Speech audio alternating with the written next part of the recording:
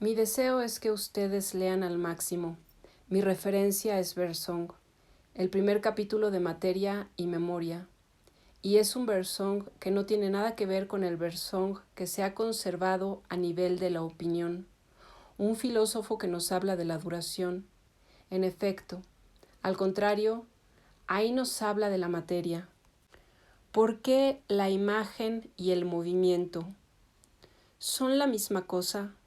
¿Por qué nosotros nos damos un conjunto infinito que definimos como imágenes?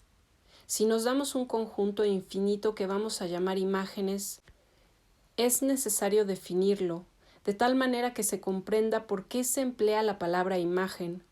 Un conjunto infinito de imágenes. Imágenes porque son cosas que varían permanentemente las unas en función de las otras, las unas respecto de las otras, sobre todas sus caras y en todas sus partes.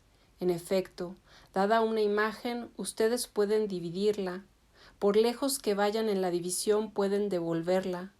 ¿Cuántas caras tiene? Tiene n caras. No me he dado todavía ninguna dimensión del espacio. No sé, parto de eso. Ustedes me dirán, fácil. No, no es fácil. ¿Por qué parto de eso? Únicamente podremos comprenderlo después. Me doy un conjunto de n dimensiones y n términos que defino por un conjunto de cosas. Es la palabra más vaga, un conjunto de cosas que varían perpetuamente, continuamente las unas respecto de las otras, sobre todas sus caras y en todas sus partes. Un tal conjunto yo lo llamo plano. Ustedes me dirán, pero ¿plano? ¿Plano quiere decir dos dimensiones? No, eso no quiere decir dos dimensiones. Yo diría también de entrada que es un plano de n dimensiones, más aún rigurosamente yo diría que tiene una dimensión. Si ustedes hacen abstracción y consideran solo una imagen, pero hay tantas dimensiones como imágenes se puedan distinguir. El plano lo defino por ese conjunto infinito de cosas que varían las unas en función de las otras, sobre todas sus caras y en todas sus partes. En otros términos, eso no impide moverse. Yo las llamo imágenes porque en la imagen es donde coinciden el ser y el aparecer. Diría también que es el fenómeno. Imagen o fenómeno yo los tomo en el mismo sentido. Es lo que aparece. Lo que aparece sobre el plano es ese conjunto de imágenes, más aún es el plano mismo. Si alguien me dice, no estoy de acuerdo, eso no tiene sentido. Si alguien me dice, has olvidado algo, está bien, es útil. Entonces, puesto que esas imágenes varían continuamente las unas respecto de las otras, yo diría que son imágenes movimiento. Están perpetuamente en movimiento. Eso no impide moverse. Las variaciones de esas imágenes se extienden tan lejos como sus acciones y reacciones. Es un sistema de acciones y reacciones. Una imagen es inseparable de la acción que ejerce sobre todas las otras imágenes y de las reacciones que tiene frente a la acción que sufre, es decir, ella actúa sobre todas las otras imágenes. Ella sufre las acciones que vienen de todas las otras imágenes. Es un sistema de acciones y reacciones. Bien, este es el primer carácter. Segundo, ¿qué puede pasar sobre un tal plano? Puedo volverme lírico para describirlo, lo que me place completamente. Lo que puedo decirles es que intento vivirlo. Pueden intentar vivirlo, pero la condición es que ustedes se coloquen en él, sobre él, estén ahí. En otros términos, que ustedes sean una imagen sobre el plano. Su vecino es otra imagen sobre el plano. Siendo divididos, son partes de la imagen. Ustedes tienen una cara y una espalda, tienen caras. Por el momento no tienen ningún privilegio. La mesa es también una de esas imágenes. Eso no impide moverse. Ustedes me dirán que no se mueven, pero eso no impide moverse. Las cosas se mueven en ustedes. Eso no impide las acciones, las interacciones. Entonces, es el plano de las imágenes movimiento. Supongamos que yo le doy un nombre. Es el plano de consistencia.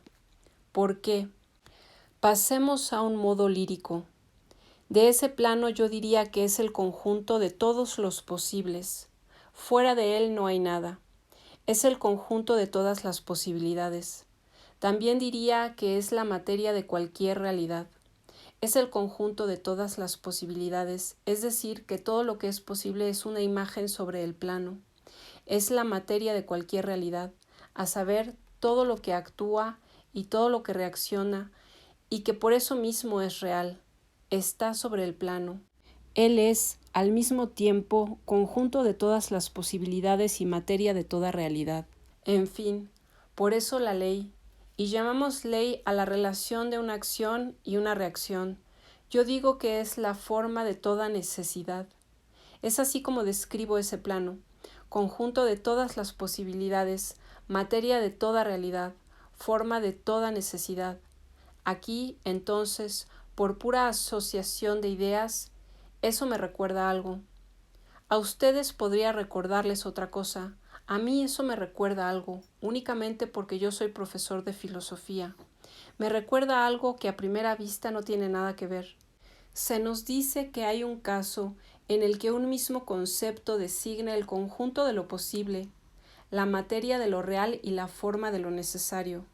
Ese concepto es el concepto de un ser, lo que es, el concepto de un ser tal que su realidad o su existencia derivan de su posibilidad, y en la medida en que derivan de su posibilidad, derivan de ella necesariamente. ¿Y qué es este ser tal que su existencia deriva de su posibilidad y derivando de su posibilidad deriva de ella necesariamente? Es el concepto de Dios, y los filósofos latinos o los de la Edad Media lo llamaban el ser originario. Eso está bien. Mi plano material es Dios. Es el ser originario. Eso está bien. Está bien porque yo ya no tengo necesidad de Dios. Tengo necesidad de una pantalla. No tengo necesidad de Dios. Tengo necesidad de una pantalla. Dios es la pantalla. Es decir, que es mi plano de consistencia. Es el ser originario, es decir, el conjunto de todas las posibilidades, en tanto constituye el conjunto de toda la realidad, y constituyéndolo, lo constituye necesariamente. Es la unidad de lo posible, de lo real y de lo necesario. He aquí, ven ustedes, es mi plano. ¿Por qué he hecho esta adición? Para hacerles sentir, más allá de las palabras, para hacerles sentir que ese plano no era una cosa pequeña, sino una cosa grandiosa, que ese plano, constituido de imágenes movimiento, actuando y variando las unas respecto de las otras, sobre todas sus caras y en todas sus partes, ese plano era literalmente, es decir, él era Dios. Entonces ustedes comprenden, si me dicen, ¿es que tú crees en Dios? Yo respondo, sí, creo que hay un conjunto infinito de imágenes variando las unas respecto de las otras, sobre todas sus caras y en todas sus partes, y a ese respecto me digo, hombre, soy un espinosista puro. Entonces me digo, ¿qué puede pasar sobre el plano? De golpe ya no lo llamo plano de consistencia. Tacho, quito consistencia, me equivocaba. Es necesario llamarlo plano de inmanencia. Nada hay fuera de ese plano. Ese plano está por todas partes. Todo está sobre ese plano. Ustedes, yo, la sala, el mundo. No hay nada que no actúe sobre nada, o mejor, no hay nada que no actúe o interactúe con los otros puntos. Lo hemos dicho todo el tiempo. Los físicos lo han dicho, cada punto del universo está en interacción. No hago ninguna diferencia de escala. Estoy en el ser originario. Es una maravilla. Estamos nadando en un plano de inmanencia donde las imágenes que usted considere no serán de todas maneras más que imágenes. Ustedes me dirán que una imagen se refiere a algo. No en este punto en el que estamos. No es una imagen para alguien. ¿Cómo sería una imagen para alguien siendo ustedes una imagen? He definido la imagen por el plano, no la he definido respecto a alguien. Ustedes son una imagen y si ustedes están compuestos de átomos, los átomos son imágenes. Bueno, si tomo el sistema entero de los átomos, no tengo estrictamente nada que cambiar. Es el mismo plano de inmanencia. Un átomo actúa sobre otro átomo. Son dos imágenes que varían la una en función de la otra, en todas sus partes y sobre todas sus caras. ¿Y qué es lo que llamamos un fenómeno de ondulación? La ondulación es la imagen movimiento. La ondulación es el vehículo de la acción, de la interacción entre dos átomos, dos partes de átomos, todo lo que quieran. Entonces, el que sean ustedes o el que no sean ustedes, podemos cambiar completamente de escala. De cualquier modo no tiene nada que cambiar de su plano de inmanencia definido como ser originario, es decir, Dios. Consistencia. Me engañaba. Como se verá más adelante, me engañaba. Es inmanencia. Lo van a ver. La inmanencia no tiene contrario. Nunca hay trascendencia. El plano de inmanencia es Dios, y nosotros reconocemos ahí a ese Dios, y ustedes hacen parte al igual que sus átomos. Sus átomos son dioses. ¿Por qué llamo a eso Dios? Lo he dicho, pues es la unidad de lo posible, de lo real y de lo necesario. Y que ahí, si ustedes han hecho filosofía, todo el mundo, no importa quién, todo filósofo ha llamado Dios a la unidad de lo posible, de lo real y de lo necesario, es decir, el ser tal que su existencia, que su realidad deriva necesariamente de su posibilidad. Es igualmente eso que se llama en filosofía la prueba ontológica de la existencia de Dios, que toma su fecha y alcanza su perfecta formulación con el filósofo Descartes en el siglo XVII. Ahora, si ustedes quieren que yo haga un paréntesis y que les cuente la prueba ontológica de la existencia de Dios, que es incomparable, que les hará creer en otro Dios. Pero eso me molesta. No, yo no puedo decirlo, porque si ustedes aprenden de mí la verdadera prueba de la existencia de Dios, que no puede convenir con el plano de inmanencia, ustedes van a creer en otro Dios. Ahora bien, no hace falta. ¿Qué es lo que puede llegar sobre ese plano de inmanencia? No es otra cosa que el conjunto de las imágenes movimiento en interacción, plano de inmanencia o pantalla. Como decía alguien, espiritualmente es la pantalla total. Eso no los hace reír. Las chicas saben lo que es la pantalla total, pero los muchachos, ¿qué puede pasar? Vuelvo aquí sobre Bersong, pero de cierta manera eso ya estaba en Bersong, capítulo 1 de Materia y Memoria. Bersong no emplea el término de plano de inmanencia, no emplea la palabra, pero poco importa. Sobre ese plano de inmanencia debemos constatar que hay ciertas imágenes particulares. Atención, cuando se hace filosofía uno no tiene derecho a cambiar las condiciones de un problema. Él nos dice, de acuerdo, sobre ese plano de inmanencia hay ciertas imágenes particulares. Bueno, hay una cosa en la que no tiene derecho. Ha supuesto que hay imágenes particulares. Él no tendría derecho de definirlas en términos distintos a los que implican el plano de inmanencia. Ahora bien, el plano de inmanencia implica únicamente imágenes, acción, reacción. Eso forma parte de un conjunto, puesto que las acciones y las reacciones no se distinguen de las imágenes. Las imágenes movimiento son el conjunto de las acciones y las reacciones que ejercen las unas sobre las otras. Es por eso que ellas varían continuamente. Entonces, si digo que hay imágenes privilegiadas, particulares, no tengo derecho a decir de golpe que ellas tienen un alma, que tienen una conciencia. El plano de inmanencia no implica la conciencia. ¿Cómo voy a definirla? Bersong las define de una manera sorprendente. Nos dice que son imágenes que se presentan únicamente entre las acciones que ellas sufren por parte de otras imágenes.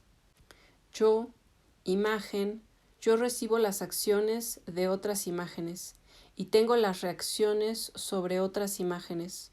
Acción, reacción, imagen, movimiento.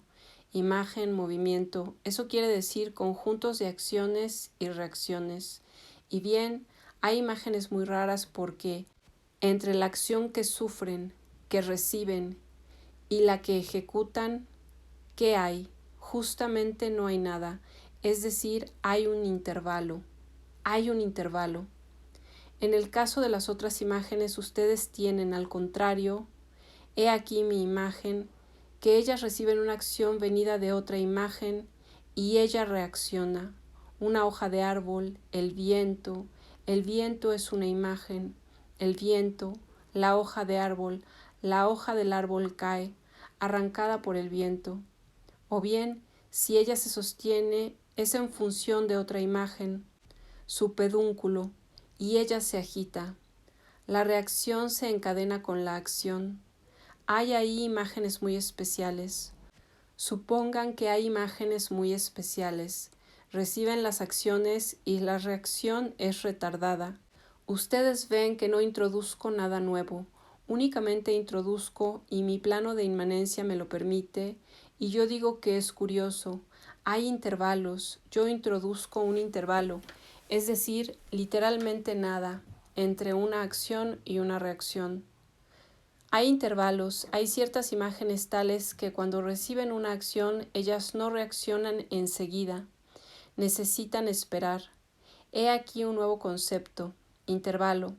El plano de inmanencia no comprende solamente las imágenes en acciones y reacciones constantes y perpetuas, comprende también intervalos entre las acciones y las reacciones.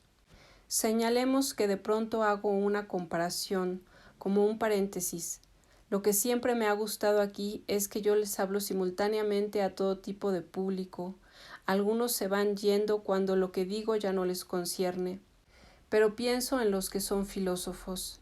Se ha dicho que Sartre atacaba violentamente a Bersong, pero lo que me inquieta es que nunca es como dice la gente, porque si ustedes toman el inicio de Ser y la nada, a mi modo de ver es exactamente como el primer capítulo de Materia y Memoria, en un punto muy sorprendente, salvo que yo prefiero la presentación bersoniana a la presentación sartreana. ¿Qué nos dice Sartre al inicio de El ser y la nada? Nos dice, al inicio de ese hermoso libro, se tiene el mundo y a ese mundo lo llamamos en sí. No vamos a disputárselo. Antes de saber si es una buena idea, es necesario escuchar.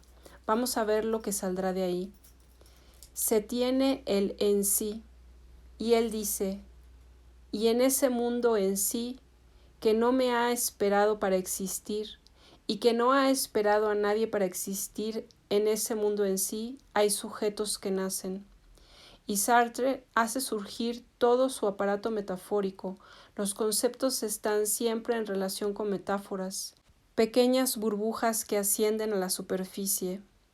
Las pequeñas burbujas somos nosotros, ustedes, yo, las pequeñas burbujas que ascienden en el en sí. Y esas pequeñas burbujas serán los sujetos, usted, yo o las conciencias. Pero Sartre no se da la conciencia, se da las pequeñas burbujas. Entonces ese en sí será una especie de pantano a los Sartre. Ese no es un buen plano como el mío, que es un plano seco. Ese, el de él, es una especie de pantano donde hay burbujas que ascienden. ¿Qué son esas burbujas? Si él dice, es el hombre, eso es tonto. ¿Qué quiere decir el hombre? Se trata de engendrar conceptualmente al hombre.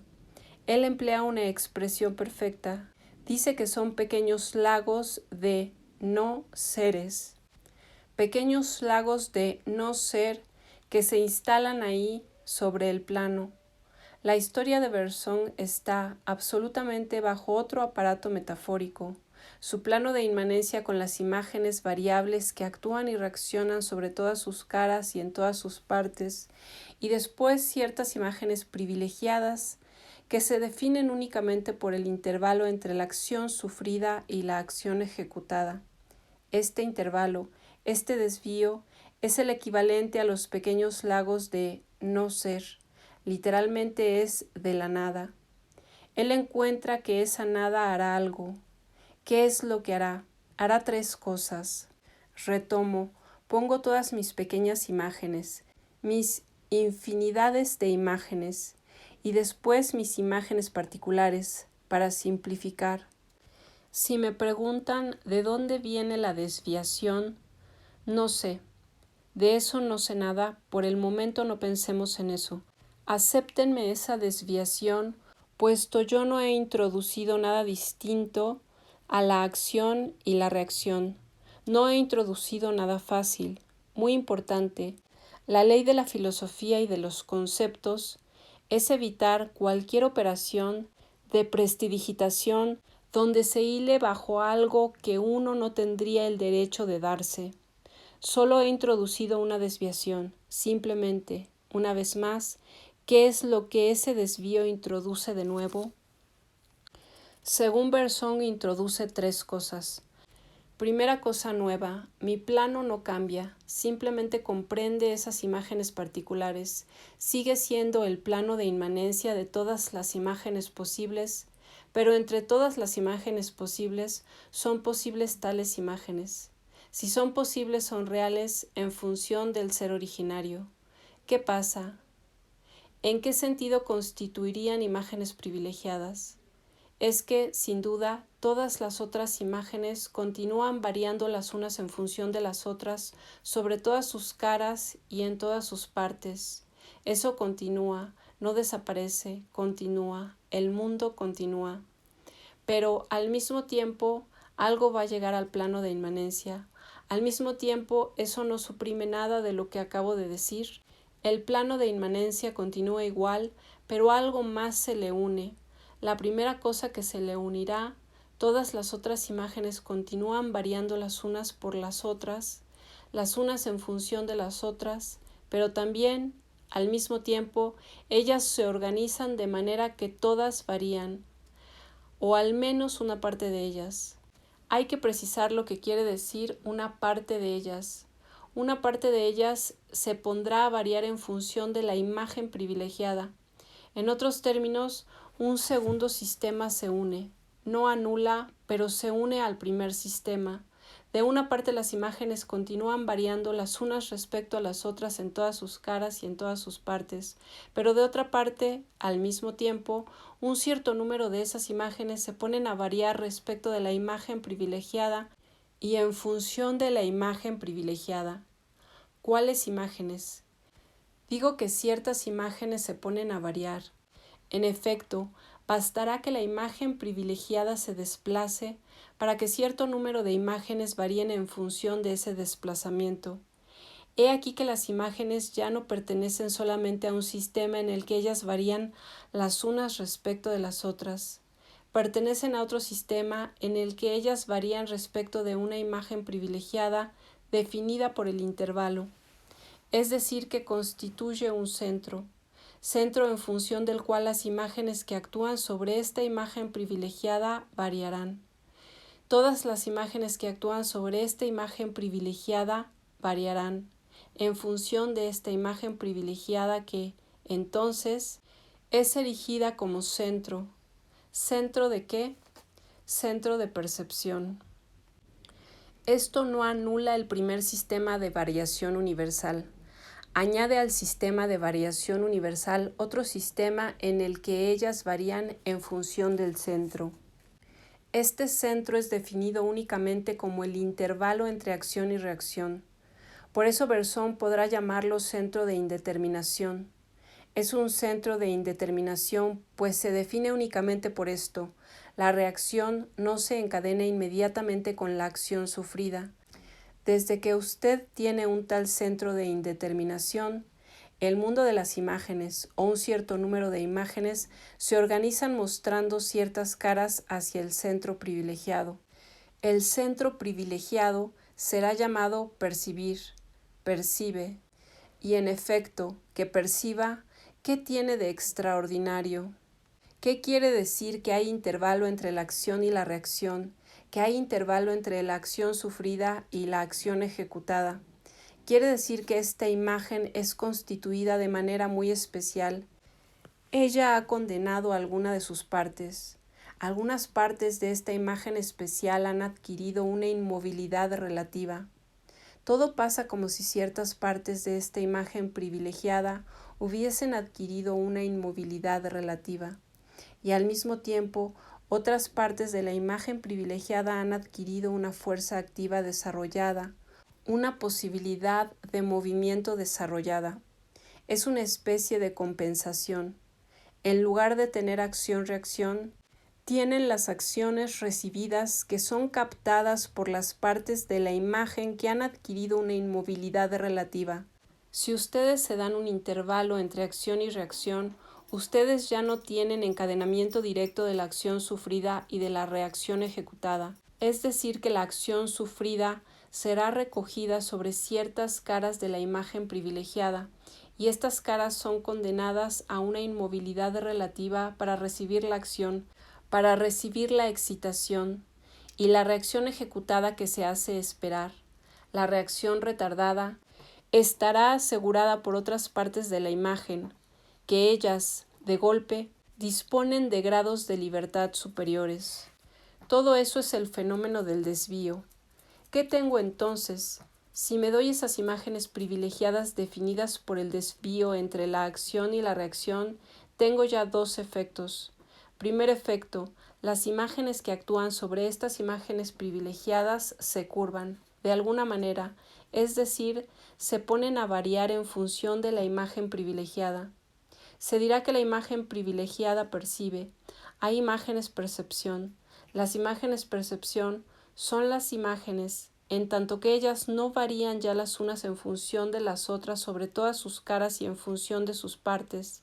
Las imágenes percepción serán las imágenes en tanto que ellas varían respecto a una imagen privilegiada, es decir, respecto a un centro de indeterminación. He aquí que sobre mi plano de inmanencia dispongo de imágenes percepción. Las imágenes movimiento han devenido imagen percepción respecto al centro de indeterminación. ¿Qué implica eso? Una vez más, el centro de indeterminación está constituido de tal suerte que algunas de sus partes han adquirido una inmovilidad relativa, lo que se llamará en nuestro lenguaje órgano de los sentidos.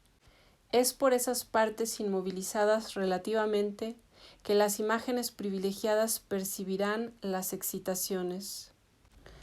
Si tomo otro centro, se hará la misma operación. No salgo del plano de inmanencia. Todo eso se hace sobre el plano de inmanencia. No tengo simplemente un mundo de imágenes movimiento en variación perpetua, en variación universal. Tengo imágenes percepciones alrededor de centros de indeterminación, en variación respecto al centro de indeterminación. Segundo punto. Ya casi lo he dicho. La imagen privilegiada ha condenado algunas de sus partes a la inmovilidad para, precisamente, transformar las imágenes movimiento en imágenes percepción. Eso no impide que las imágenes movimiento continúen su asunto. Simplemente al sistema acentrado del plano de inmanencia se le añade un sistema centrado. No lo ha suprimido. Vuelvo a mi asunto del intervalo. Entonces las partes inmovilizadas reciben la excitación y las imágenes privilegiadas no reaccionan enseguida. Intervalo. Y es en ese momento que Bersong se vuelve genial. Ese intervalo es el cerebro. El cerebro es simplemente un intervalo entre la acción sufrida y la reacción ejecutada. No es difícil. Es la materia del cerebro. Es la materia intervalo. ¿Qué quiere decir eso? Eso quiere decir que cuando tenemos un cerebro, en lugar de recibir una excitación que se encadenará con la reacción, hay un intervalo, hay un corte. ¿Cómo se hace este corte? Porque el cerebro como materia extremadamente compleja, asegurará una especie de dispersión de la excitación recibida. El cerebro será un analizador. Él va, con una excitación, él va a traducirla en microexcitación y entonces tengo el tiempo, gano tiempo. Entonces eso puede justificarse materialmente, pero ustedes lo han dicho cuando ustedes dicen que el cerebro es un intervalo. El cerebro no es otra cosa que el intervalo entre las acciones que ustedes sufren y las reacciones que ustedes van a ejecutar. En otros términos, ese intervalo y la inmovilización de las partes receptivas. ¿Qué les permite? Ganar tiempo. Pero, ¿para qué? Para organizar una reacción que, por naturaleza, será imprevisible. Ustedes ganan tiempo, ustedes pueden entonces reaccionar de una manera que se llama inteligente. Pero, ¿eso es lo que cuenta? ¿Qué es una reacción inteligente? Una reacción inteligente es una reacción que se ha tomado un tiempo, cuando usted no está forzado a encadenar las reacciones a la acción sufrida. Usted ha tenido el tiempo. El cerebro ha asegurado la división de la excitación recibida en microexcitaciones y entonces usted puede hacer una integración de las microexcitaciones. Usted puede integrarlas en un comportamiento inesperado, imprevisible, que interceptará para la excitación recibida, o que responderá a la excitación recibida, o que va a responder a la excitación recibida, en lugar de encadenarse con ella. Solo se necesita ese pequeño fenómeno del desvío cerebral. Entonces, yo diría, en lugar de que las reacciones se encadenen a la acción sufrida, la reacción innova respecto a la acción sufrida. Es ella la que devendrá una verdadera acción. Y yo diría que esas imágenes privilegiadas actúan, no se contentan con reaccionar a las excitaciones sufridas, ellas actúan, es decir, que la excitación sufrida ha devenido excitación percibida.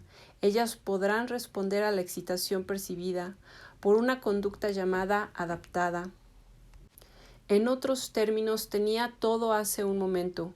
En función del centro de indeterminación de las imágenes percepción, tengo ahora las imágenes acción. Sobre mi plano, resumo. He aquí mis imágenes privilegiadas. Yo diría que la incursión de otras imágenes alrededor del centro de indeterminación de la imagen privilegiada constituirá las imágenes percepción sobre el plano de inmanencia. Segundo aspecto, la acción sufrida que es retenida por la parte inmovilizada, es decir, el órgano de los sentidos, permitirá gracias a ella una respuesta consistente en una acción nueva, en respuesta adaptada. Y aquí tenemos una imagen-acción, allá una imagen-percepción. Un último esfuerzo, pues todavía hay algo más que pasa. Todo reposa sobre el intervalo. Ahí tienen ustedes un primer término del intervalo. Dos excitaciones son bloqueadas sobre la superficie de la imagen relativamente inmovilizada. Una acción adaptada nueva sale gracias al desvío. Pero entre las dos, ¿qué puede pasar? ¿Qué se desliza entre las dos? ¿Qué viene a insertarse entre estos dos polos, la excitación recibida y la acción que servirá de respuesta?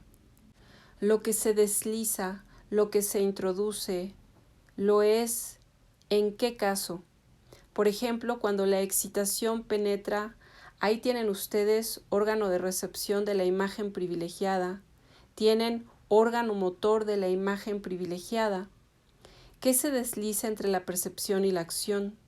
En la excitación sucede que la excitación penetra la imagen privilegiada, pasa adentro, se inserta entre la superficie de recepción y la superficie de acción o de reacción. Lo que pasa, eso que penetra en la imagen privilegiada, es lo que ella llamaría, si supiese hablar, ella llamaría una afección. Eso es lo que viene a introducirse en el desvío, una afección, y eso no es ya un yo percibo, ya no es un yo hago, o más bien X, centro de indeterminación, y no es un X hace, es yo siento, X siente. ¿Qué siente? Siente algo en él. Se capta del adentro. ¿Qué es lo que él se capta del adentro? Se capta del adentro como penetrado por la excitación que desde entonces, cuando ha penetrado en el centro de indeterminación, en la imagen privilegiada, se llamará una afección. Se siente del adentro. Y es ese sentir interior lo que se llama una afección. Bueno, resumo todo. He partido de un plano de inmanencia definido por la imagen movimiento o por el conjunto infinito de las imágenes movimiento.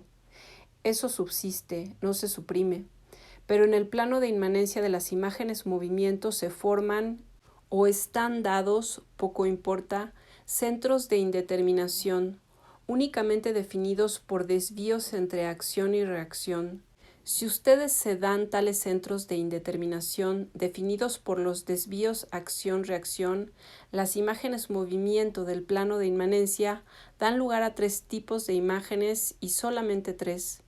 Estamos seguros, ya hemos hecho todo, puesto que se da el desvío, se da un lado del desvío y el otro lado del desvío y el entre los dos. Entonces estamos seguros que está completo, a menos que alguno de ustedes tenga de golpe una idea formidable y que proponga una cuarta. Pero no veo cómo. Un desvío tiene 2 límites y una nada entre los dos. Y eso que se inserta entre los dos, en la nada, es la imagen afección. Me conozco del adentro. Centro de indeterminación, puedo decir. Percibo el mundo. Puedo decir. Actúo sobre el mundo. Puedo decir. Experimento y siento. Imagen, percepción, imagen, acción e imagen, afección. He aquí que hemos hecho una génesis. Si nos hemos dado todo eso sobre el plano de inmanencia, nosotros hemos obtenido 4 categorías de imágenes que no son iguales en el sistema de variación universal, las imágenes movimiento. Ahora, la división de las imágenes movimiento se reúne en 3 tipos de imágenes. La imagen movimiento relacionada a la imagen especial, el centro de indeterminación dará lugar a 3 tipos de imágenes y solamente 3. Imagen percepción, imagen acción e imagen afección. Obtengo de las imágenes movimiento sus divisiones relativas, es decir, en la medida en la que están relacionadas a los centros de indeterminación, sus divisiones tripartitas son imágenes percepción, imágenes acción e imágenes afección. Acerca del desvío. Él no se llena, o se llena como afecto. No es ni acción ni percepción, es sentimiento. Siento en mí. Eso deja al desvío entre la acción sufrida y la acción ejecutada, lo deja absolutamente intacto. Aún más, cuando tengo un afecto, no sé qué hacer y no sé qué percibir. Cuando tengo un afecto, no sé lo que percibo y no sé qué hacer. Eso está muy bien. Leo un texto de Bersong en el cual habla del afecto. Cita: examino las condiciones en que se producen las afecciones. Encuentro que siempre vienen a intercalarse entre los estremecimientos que recibo de afuera y los movimientos que voy a ejecutar, como si ellas debieran ejercer una influencia mal determinada sobre el paso final. Mal determinada. Aquí él dice demasiado, pero vamos a corregir el texto. Paso revista a mis diversas afecciones. Me parece que cada una de ellas contiene, a su manera, una invitación a actuar, con, al mismo tiempo, la autorización de esperar e igualmente de no hacer nada. Si miro más de cerca, descubro movimientos comenzados pero no ejecutados, la indicación de una decisión más o menos útil, pero no la coacción que excluye la elección. Tomemos un ejemplo. Alguien entra y me gusta mucho. Lo percibo. ¿Qué quiere decir esto? Reacciono a lo que percibo. Por ejemplo, entra una criatura de sueño. Podría tomar el ejemplo inverso, pero poco importa.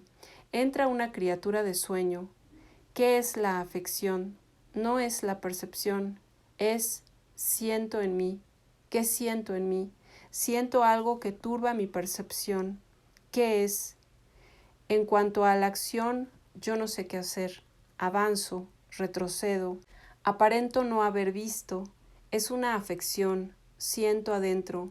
No es una percepción, no es una acción. Si bien eso no compromete del todo el desvío, no llega a llenarlo, lo ocupa sin llenarlo. Busquemos una confirmación. Tengo una que viene completamente al caso. Tomo un texto, quisiera que ustedes lo lean. Es una cosa muy rara de Beckett. Beckett hace una película. Él ha buscado al viejo Buster Keaton para que actúe. Esa película la encuentro genial. Ustedes saben del sueño de Beckett de hacer mucha televisión. No ha tenido muchas ocasiones, pero cuando se le ha dejado hacerla, no tiene la energía de Magritte Duras. No lo digo contra Magritte Duras. Lamento que Beckett no tenga la energía para hacer lo que quiere. Keaton ha encontrado que la película era execrable, salvo al final, él no estaba contento, porque todo el tiempo se lo toma de espaldas. Y Keaton decía, tengo igualmente una cabeza interesante, ¿por qué él me toma de espaldas? Y todo iba muy mal entre Beckett y Keaton. En fin, eso no es nada, la película es prodigiosa e implica algo que va precisamente, quizá, a hacernos comprender qué es el plano de inmanencia. Pregunta de un alumno de Deleuze.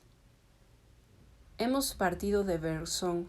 Yo no lo conozco y tengo la impresión de que estamos describiendo un proceso biológico, y yo diría que es porque biológicamente en la imagen hay un intervalo, que gracias a ese intervalo vamos a conseguir definir un plano de inmanencia. Deleuze. Buena pregunta. Tú ves, es un poco lo que he intentado hacer sentir, pero no tanto. Es que la ventaja de partir del plano de inmanencia, definido únicamente como mezcla de todas las imágenes las unas respecto de las otras, es que, cualquiera que sea el nivel o la escala considerada, nada cambia. Quiero decir, si tú me dices cerebro, es una imagen entre otras imágenes. Llamo imagen a lo que recibe las acciones y tiene reacciones en virtud de lo que precede. Entonces el cerebro no lo es como un dato biológico. El cerebro es una imagen. De ahí la fuerza de Bersong cuando dice, ¿cómo quieren ustedes que haya imágenes en el cerebro si el cerebro es una imagen? La tontería es decir que él es un idealista. Más allá, si usted toma el texto, no es eso lo que interesa, es el mundo de las imágenes en sí, de la variación universal. Entonces el cerebro es una imagen. Si me dices átomo, bien, de acuerdo, átomo es una imagen. Si me dices yo, tú, son una imagen. Entonces ellas no son del mismo nivel, pero como imágenes están todas sobre el plano de inmanencia. Entonces no es tanto que el cerebro sea biológico y que el átomo sea físico o subfísico. Lo que me interesa es que, cualquiera que sea el término considerado, en tanto que imagen, él pertenece con todas las otras imágenes al plano de inmanencia. En este momento tomo cualquier proposición loca. Un electrón percute un cerebro. Eso quiere decir imagen que actúa sobre otra imagen. No hay biología en esto. Bersong se da un conjunto de imágenes en variación las unas respecto de las otras. ¿Por qué se da esto? Es muy alegre decir que un filósofo crea los conceptos, pero ¿de dónde viene? ¿Qué hace que lo desee? Nietzsche tiene unas bellas páginas para decir que, finalmente, la filosofía es una historia de gusto, del más profundo. Entonces, evidentemente, si decimos eso a la carrera, conseguiremos una banalidad y una tontería. Bueno, la filosofía es como el arte, los gustos y los colores, etc. No, es necesario que haya pulsiones en la base de los conceptos. ¿Por qué Bersong tiene necesidad de hacer esto cuando nada lo destinaba? Si tomamos el ensayo sobre los datos inmediatos, su libro precedente, él iba en una dirección completamente diferente. El primer capítulo de Materia y Memoria es un caso extraordinario en toda la historia de la literatura. Es una cúspide tan alta, tan completamente extraña, totalmente insólita que él mismo no sabrá qué hacer con ella. Hay casos así. En la literatura, por ejemplo, de golpe un autor llega a tal punto, en una dirección inaudita, que decimos, Dios, esa historia hace estallar todo, tanto que después él no sabrá qué hacer con eso. Son libros rarísimos, los libros más bellos de alguien. Entonces después él se calla, o bien retorna sobre algo más familiar. Y ese primer capítulo de Materia y Memoria no me deja, es como algo suspendido, nadie ha podido utilizarlo. Mi sueño es utilizarlo. Bersón ha ido después en otras direcciones. Nota aparte.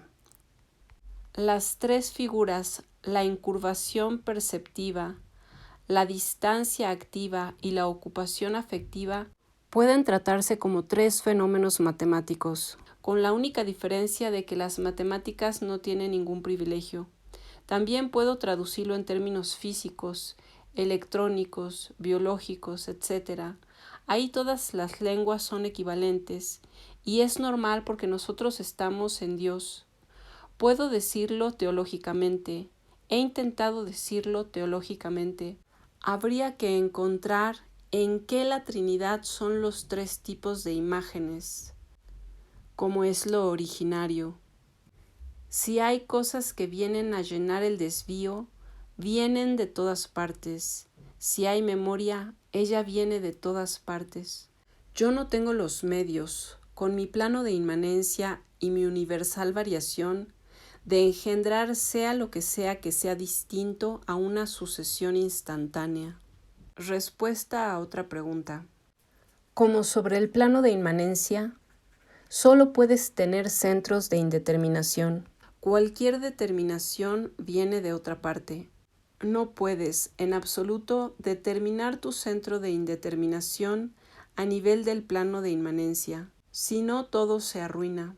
Más aún, sobre todo no se necesita, puesto que siendo un medio para dar un estatuto objetivo a la indeterminación, consistiría en decir, atención, la indeterminación no es una falta de determinación, no tiene ninguna necesidad de determinación.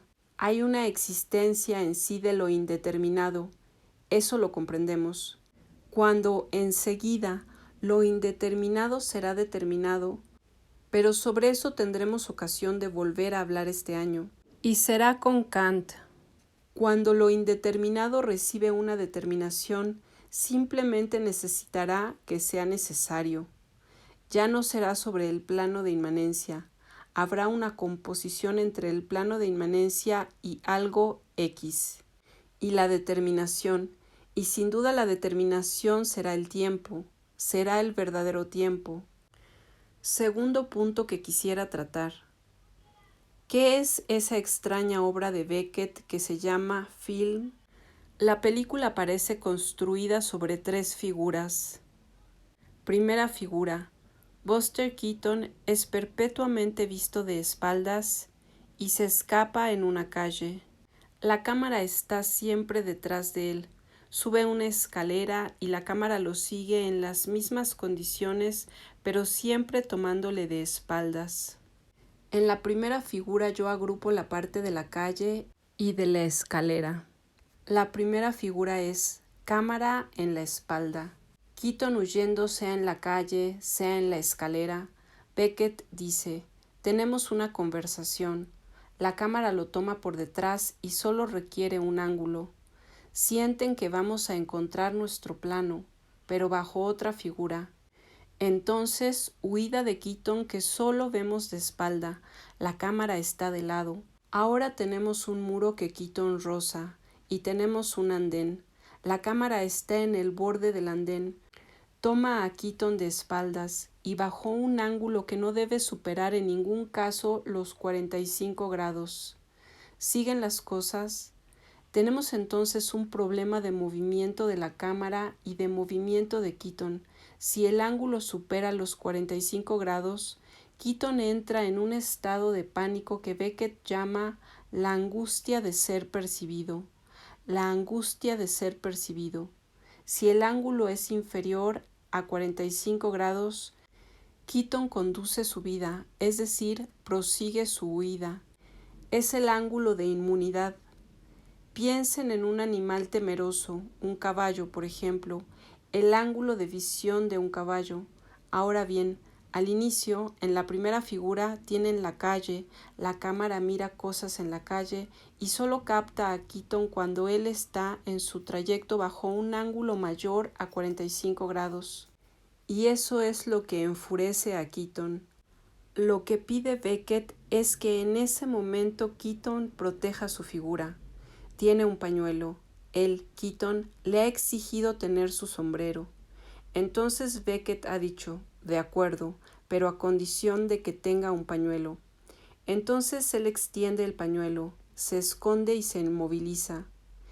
En ese caso la cámara es forzada. Ha tomado a Keaton en un ángulo superior a los 45 grados. Ella retrocede para alcanzar un ángulo inferior.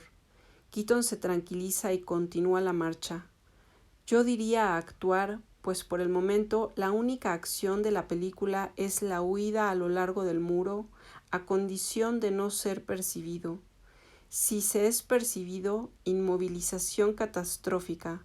Él se esconde. Hasta aquí la primera figura. Segunda figura. El problema cambia. Lo antiguo subsiste, pero se añade un nuevo problema. Beckett nos dice que es el problema de la doble percepción. Él necesita que la habitación sea vista por OE y a la vez sea vista por O. O es el personaje, OE es la cámara.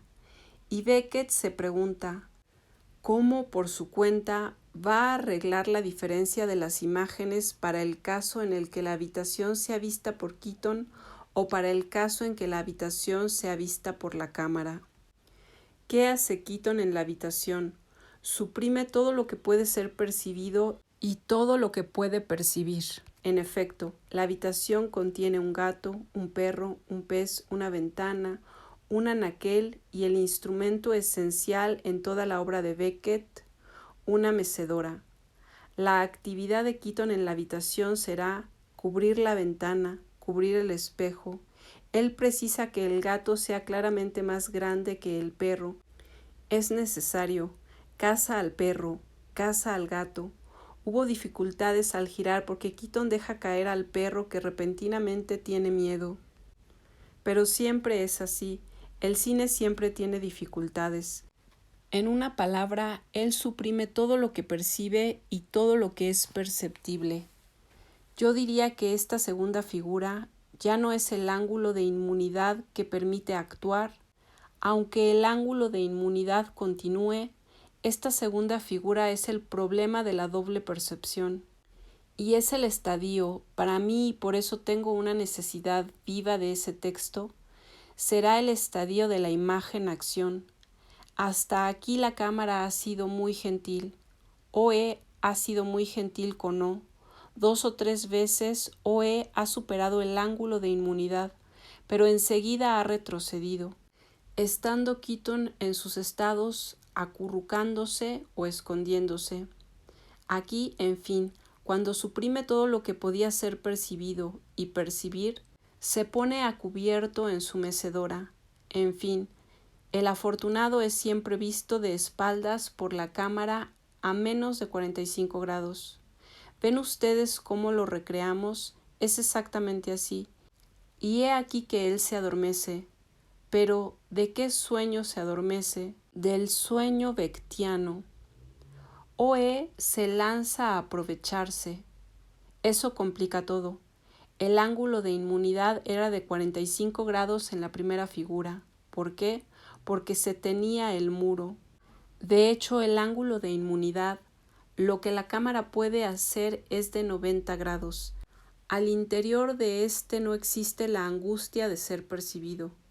El otro se ha adormecido en la mecedora y he aquí que la cámara supera el ángulo de inmunidad. En fin, se ve la cabeza de Keaton, y es la primera vez que se ve. Solo tiene un ojo, visión monoocular. Eso es muy importante. Son las condiciones de la visión monoocular y el ángulo de inmunidad vale en función de una visión monoocular. Se despierta y, horror, Horror sobre su rostro. La cámara vuelve a descender. Uf. O muestra todos los signos de agitación. Y calmado, vuelve a adormecerse. La cámara, despiadada. ¿Qué es el que esa ley sea necesaria? Lo inexorable. Y aquí no va a abandonarla. La cámara es el doble de Keaton. Es Keaton mismo. Con esta diferencia, simplemente, Keaton O.E. tiene un aire de atención extrema. Keaton O tiene un aire de máximo horror y de terror. Pone la cabeza entre las manos para protegerse, balanceándose en la famosa mecedora. Eso continúa hasta que el movimiento de la mecedora muere. ¿Qué es la tercera figura? Si diera el esquema completo lo veremos la próxima vez. ¿Qué es lo que quiere decir Beckett? ¿Qué quiere decir? A él le gusta partir de una fórmula filosófica. Eso nos conviene muy bien, pues él hace lo que quiere, está en su derecho, él lanza. Ese es de hecho el humor de Beckett. Hace servir la filosofía a cosas tan bellas. Él lanza, ser es ser percibido. Es una fórmula célebre en filosofía, puesto que es como un gran grito de guerra lanzado a finales del siglo XVII e inicios del siglo XVIII. Ser es ser percibido. Es, si ustedes quieren, un estatuto de la imagen, una definición de la imagen. La imagen es ser percibido. Y Beckett encadena enseguida. Ustedes saben que lo básico del mundo beckiano es llegar a no ser percibido y a no percibir. Film intenta explorar esa dirección. Y Beckett nos dice, percibido de sí, y no es por azar que él le da su estilo. Él que es un gran estilista, una especie de formulación muy filosófica, muy teórica. En ser percibido de sí subsiste el ser sustraído a cualquier percepción extraña, animal, humana o divina. Es decir, que si no hay más que yo percibiéndome, subsiste el ser que ya no es percibido por cualquier otra cosa, ni Dios, ni animal, ni nada. Él continúa. La búsqueda del no ser por supresión de cualquier percepción extraña tropieza sobre la insuprimible percepción de sí. Comprendemos lo que quiere decir.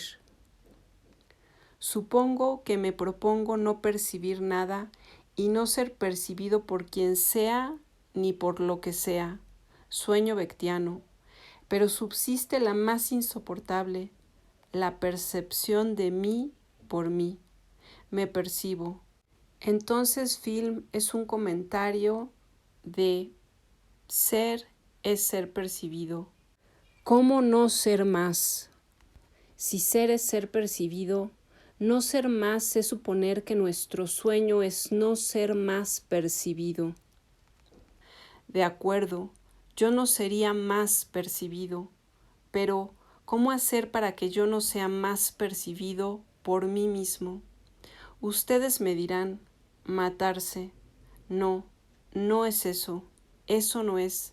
Hay un medio de no ser más percibido por sí mismo, es decir, ya no ser sin recurrir a esos medios más groseros.